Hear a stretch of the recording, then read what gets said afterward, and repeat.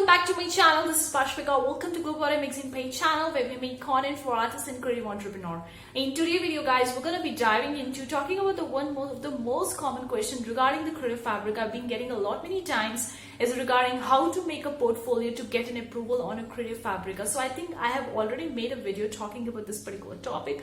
I'm gonna leave that video in the card section above, but this video is completely dedicated to the people question that I've been getting a lot in my videos, and I really feel that I really need to address in this video talking about those questions and answering them so that it is helpful to you, so that you could make a portfolio that is really helping you in getting the approval from Creative Fabrica. So let's dive into today's video. Before we go past, consider clicking the like button, guys. Really appreciate that. If you want more such video, consider subscribing, hit the bell icon, because we upload daily videos, and when we do so, you'll be get notified about it. Also, we have the bunch of the free resources. The link are in the description box below. Simply head over to globocreative.com.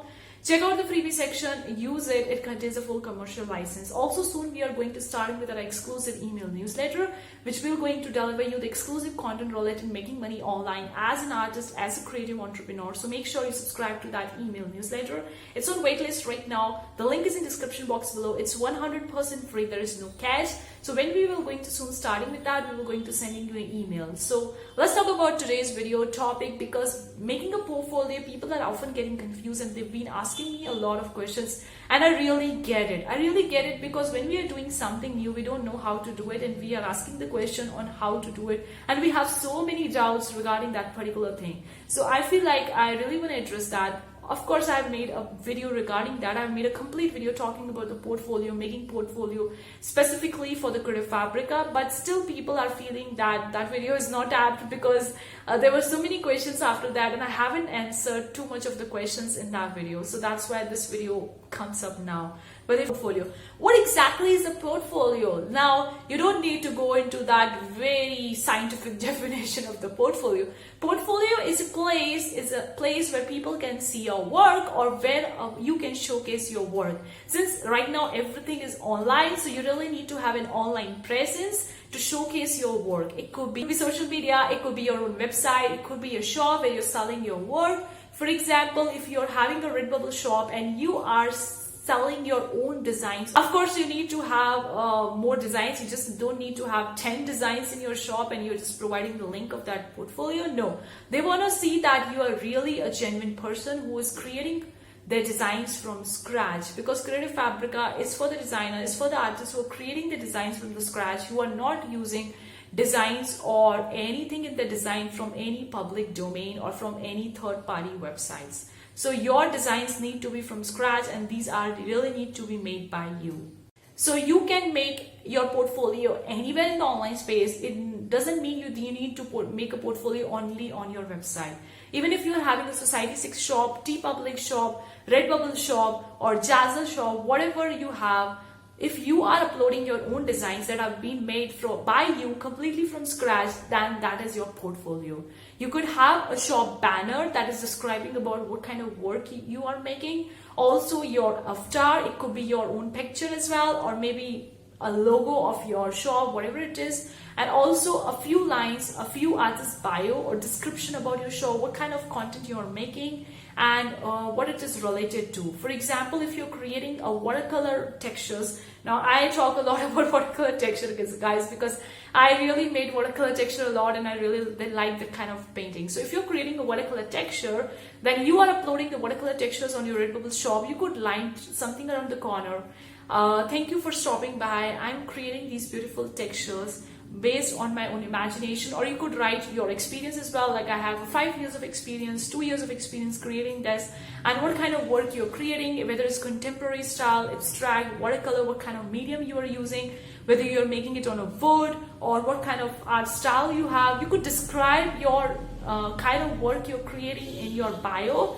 That will really going to help your portfolio stand out from other people's portfolio. Because if you're just randomly uploading any designs on Redbubble thinking of getting an approval on Creative Fabrica, then you might not be able to get it. So upload the designs which have been made by you, write your proper artistic bio that is relatable to you. You don't need to copy from anyone, because they just want to see that you're a really genuine person who are creating these designs from scratch, that your designs are matching with their platform. Then they will going to approve you, because I have taken the approval not just for my shop, for my friend's shop as well, for my mom's shop as well, because my friend is also a graphic designer, he also do that. And also for my mom, she also makes the embroidery designs. She is an embroidery artist, and machine embroidery sell amazingly well onto the Creative Fabrica, so that's why she get an approval for that. So you can get an approval, guys. It's not a rocket science. But another thing I want to talk about, that if you are just having a Redbubble shop or a Teepublic shop, that's sufficient for you to get an approval. You don't need to have your own website. You don't need to have a social media presence for getting an approval. If you have any one platform, like if you have any portfolio in the online space, that's fine, that's completely okay. You just need to upload the designs the way they want it to be. I have already talked about a proper bio, a proper description about what you are doing, a proper shop cover, a shop banner, of jar, and also uploading the designs that are related to some particular kind of niche or kind of like one common style. Let me give you an example. If you are a person who's creating an abstract form of an artwork, then why you would be uploading animal artwork? I hope it makes some sense, because they want to see that this is the kind of artistic style, like this, the artists have this kind of style, and that's why they are creating hundreds of designs related to that particular style only. It's not that one time you're uploading a burger design, another one you're uploading text-based design, another time you're uploading abstract, another time you're uploading travel photographs. No, it shouldn't be random portfolio, guys. It should really need to be a niche portfolio that the work you are creating. If you're someone who are creating multiple different types of work, then you really need to have a multiple portfolio. For example, if you also take good pictures, you love photography, then your portfolio need to be separate. If you're creating the abstract, then your portfolio need to be separate. If you're creating animal-based designs, then your portfolio need to be separate, because they want to see a kind of like a relevancy or kind of like correlation between all the designs that you have in your portfolio. Because if you're just uploading random designs in your portfolio, they would see that this person is getting these designs from somewhere else and they're placing on that portfolio just to get an approval,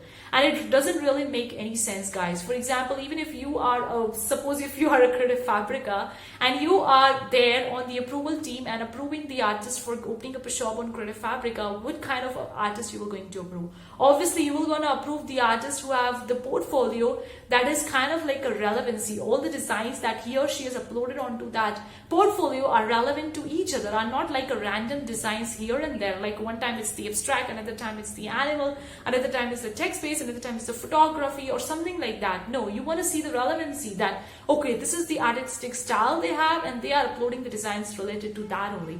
If you have a different artistic style, if you have a different if you're a multi-passionate artist like me who's creating different kind of work, then you really need to have a separate portfolio for every kind of work, because it's really important to get in.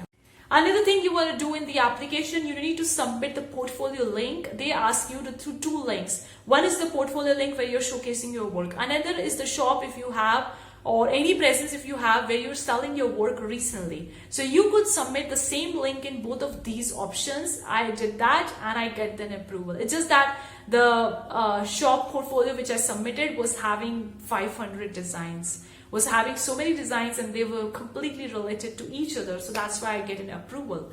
Application, you're getting an option to actually mention why you want to open up a shop on Creative Fabrica, like why you want to be part of that.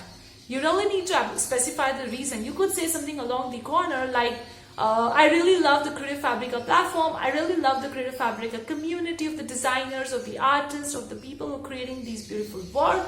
And I also want to be part of this community. I also want to dedicate or contribute something to this community. So I really want to be a part of this community. That's why I'm applying for this particular application. You could write something along this corner in that option and can submit it, guys. Steps right, have a portfolio. Even if you don't have right now, that's okay, that's completely fine. Start with a Redbubble shop or Teepublic shop and upload the designs that are related to your own style, that are related to one particular niche or topic, are relevant to each other. It need not to be a random designs or random products in your shop, okay? And upload at least 100 to 200, because if you're just having 40 or 30, you might get approval or may not be getting an approval. I get an approval from 500 designs. So I can say that you really need to have a consistency in your work, because they want to see that you're a really genuine person who is really looking to contribute to their community, is not just placing 5 designs or 10 designs and they're disappearing for an entire year and returning back after a year and uploading the designs. They don't want to see that kind of work. Obviously, the people are professional in their companies. They are running a business. They are not doing a charity. So they really need to be professional with whom they are working and what kind of people they are working. So, and we need to show them that we are professionals. We are experts in our... And also one thing, guys, even if you are a completely beginner to this designing world, a completely beginner in the artist, you can also do it. You don't need to have 5 years or 10 years of experience, then only you can do it. I don't have a 5 years of experience. Like, I started with the art back in 2018 and I only was having, when I applied for the shop approval back in 2020, I was only having 2 years of experience. That's all. So, and in that 2 years also, I wasn't a full-time artist because I was in the college. Now I'm a full-time business owner and full-time artist, but at that time I wasn't. So that's completely fine. You just need to make the work which you're really interested in, which you are really passionate about, and showcase that work. That's all you need to do. Nothing else you need to do, guys. Do let me know in the comment section below if you have any more doubts regarding this portfolio.